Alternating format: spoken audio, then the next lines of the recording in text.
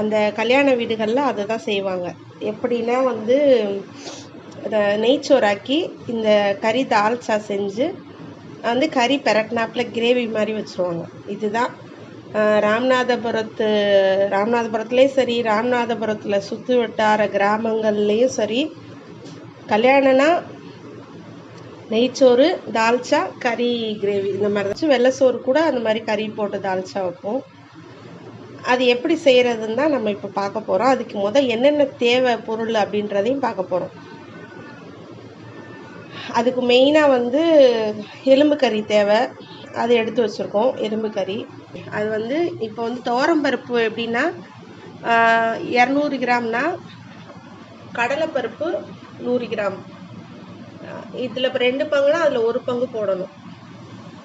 அதுக்கடுத்து இங்கே பாருங்கள், தாளிக்கிறதுக்கு